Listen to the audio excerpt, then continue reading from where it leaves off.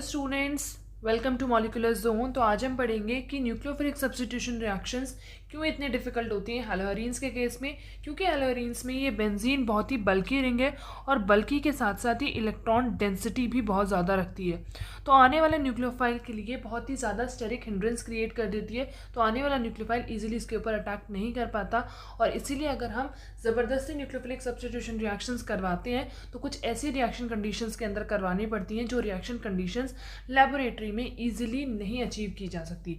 जैसे कि हम यहाँ पर देख सकते हैं 623 केल्विन टेम्परेचर और 300 एटीएम प्रेशर चाहिए, जो कि एक नॉर्मल लेबोरेटरी के अंदर अचीव करना इट इज़ वेरी डिफिकल्ट।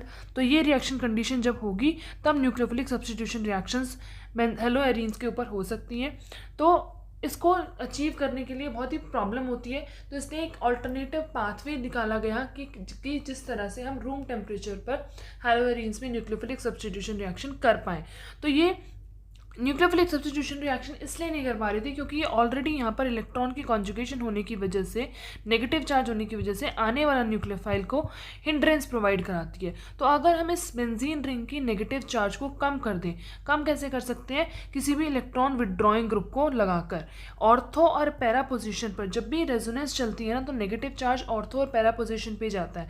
तो ऑर्थो या पैरा पोजिशन पे हम किसी भी पोजिशन पे अगर इलेक्ट्रॉन विड्रॉइंग ग्रुप लगा देंगे तो इसकी इलेक्ट्रॉन डेंसिटी को खींच लेगा और ये आने वाली न्यूक्लियोफाइल को थोड़ा कम हिंड्रेंस प्रोवाइड कराएगी।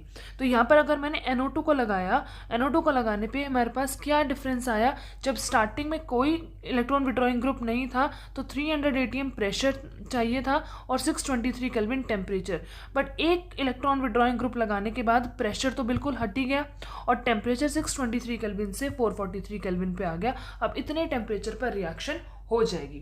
तो अब एक इलेक्ट्रॉन विड्रॉइंग ग्रुप लगाने से इतना फर्क है, तो अगर मैं 2 इलेक्ट्रॉन विड्रॉइंग ग्रुप लगा देती हूँ, एक ऑर्थो पोजीशन पर और एक पैरा पोजीशन पर, तो और ज़्यादा टेम्परेचर की गिरावट आ जाएगी, दैट इज़ 368। तो ये और ईजी हो जाएगा रिएक्शन को लेबोरेटरी कंडीशन पे कराना। नेक्स्ट क्या होगा कि अगर मैंने तीनों पोजीशंस पे, दोनों ऑर्थो पोजीशंस और एक पैरा पोजीशन, तीनों पोजीशन पर इलेक्ट्रॉन विड्रॉइंग ग्रुप लगा दिया, तो सारी इलेक्ट्रॉन डेंसिटी ये इलेक्ट्रॉन विड्रॉइंग ग्रुप खींच के चले जाएंगे। तो अभी इलेक्ट्रॉन डेफिशिएंट हो जाएगा, तो आने वाला न्यूक्लियोफाइल बहुत ईजिली इस पर आकर अटैक कर देगा और यहाँ से Cl को बाहर निकाल देगा। तो यहाँ न्यूक्लियोफिलिक सब्स्टिट्यूशन रिएक्शन बहुत ईजिली हो जाएंगी और हम देख सकते हैं ये रिएक्शन रूम टेम्परेचर पर ही हो जाएंगी। Room temperature